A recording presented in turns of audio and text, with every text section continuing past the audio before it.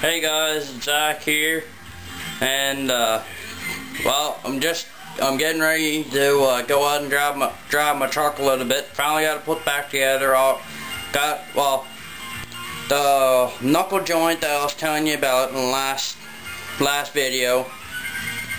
My dad went in, and apparently you can't buy just the knuckle joints. You gotta buy the whole shaft itself that comes with the two knuckle joints. Kinda sucked because it was like 15 bucks, but oh well, now I got a new drive shaft.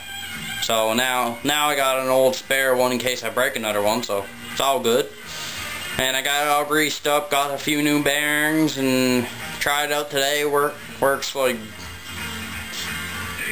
a beauty. So yeah, I'm gonna be driving it a little bit tonight, and even got my own little mud pit, but don't really got any mud in it at the moment. Here's my truck, and where is it? Which one is it? Not that one. Not that one. Not that one. This one. Yeah, this is the new drive shaft that I was telling you guys about. It's pretty, works good, works excellent. And yeah, my skid blade here today, whenever I was driving it, I don't know how, but I managed to bend it like straight up almost. So I had to put it into my dad's clamp and pound on it with a hammer a few dozen times, and finally got it straight. Well, as straight as I can get it, really. It's never going to be perfect again, but it'll work for now. And if you're wondering what that is in the sound, that's the washer and the dryer going because I'm doing my laundry, and it's also the Saturday night hoedown on CFQI. Okay, so now I'm outside and I'm just about ready to start driving my truck for the third time today. And it's been running good so far. And one other thing I also forgot to mention is whenever my dad was in town at Great Hobbies last night, or yesterday, he also picked me up my two 14-tooth pinion gears, I think. I honestly still cannot remember what they're called, but yeah, it makes it so then it gives it more torque and less power. More torque and less speed, I guess you could say. But it still will do a pop a wheelie. Like,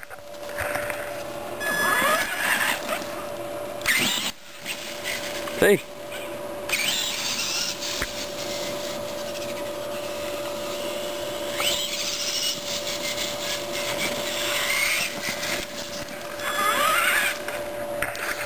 Well, it's working pretty good, and I'm kind of glad that it finally is, after all the trouble I've went through it. So I hope she stays running for a long time yet.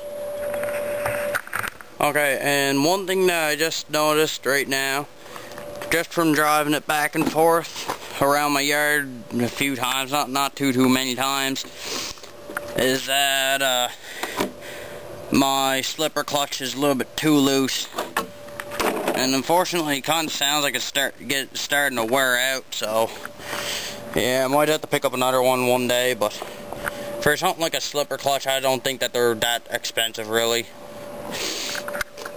And of course, my slipper clutch just happens to be right in there, so I gotta take that off. Oh, that's about the only screw to pop that out, and tighten her up a little bit, and she should be good. There, now I finally got my slipper clutch tightened. I only just took like half a turn pretty much. Don't really want to tighten it too much, but don't want to leave it too loose. And one thing that I've also learned from RCing is that you always got to have your toolbox. Like me, I got my toolbox right here. And it works perfect because I got that layer of stuff, and then I have to do it with one hand. And I got another layer of stuff. So I can have pretty much everything. I got oil, I got grease, I've got tools of all sorts, spare parts, spare pins, hammers, everything you can think of. Anything you'd want in a normal toolbox. And anywhere as I go with my truck, I always bring my toolbox, because you never know what will happen. let's go driving again. Okay, and here is my mud pit that I got. And as you can probably see, I already drove through it a little bit. And earlier today, it was drowned in water. And I thought that was the right consistency. I think that's the word.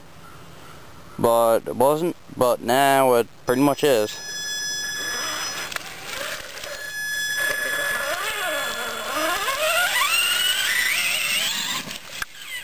And see, that's what I've been wanting to do for a long time. It just pretty much making a duplicate of that beach over there.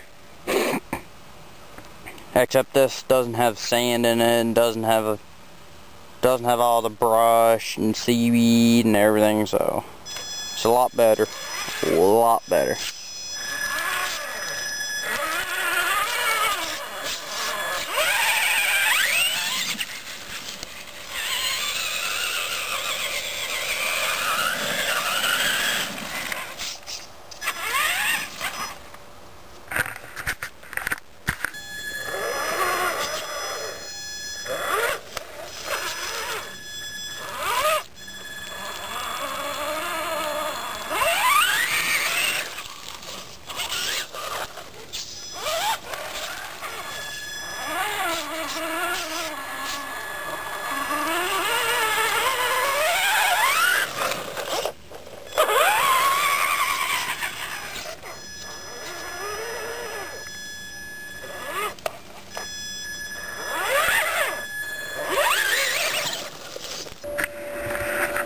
And now it is finally time to wash this beast off, because I think that there's so much mud on it that it's actually making it pretty slow and also killing the battery.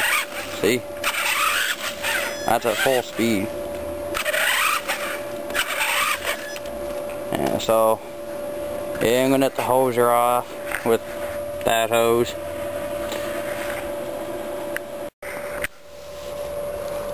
There, I finally got my truck all cleaned off, and do you recognize it? Yeah, finally time to change the batteries in it, because these batteries are pretty worn down. So yeah, I got some more in my pockets anyways. And just stick it there. That thing, hope my tripod doesn't move, but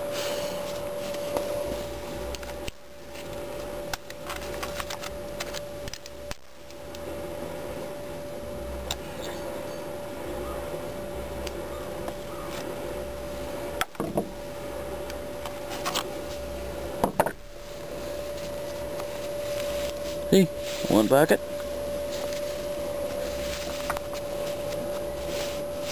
Two bucket.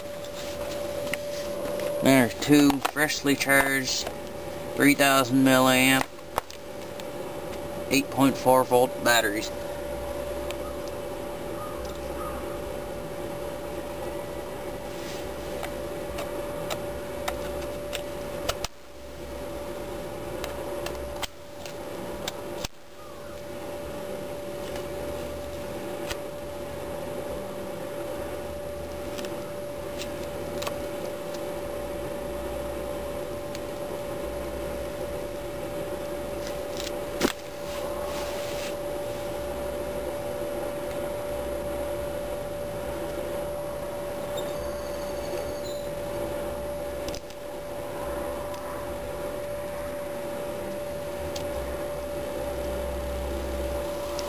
And there, now it's up and going. Now I need is the body.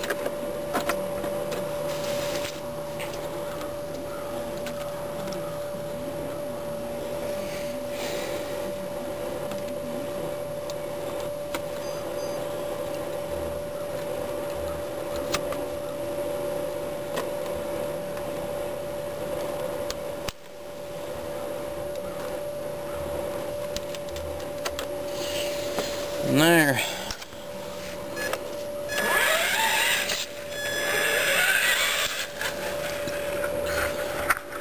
Now I've got it working, and now I think I'm going to drive it on my road that you can probably see there. A few bumps and whatnots on that, so instead of getting it all full of mud and killing the battery quick, I think I'll go for a joyride, as you could say.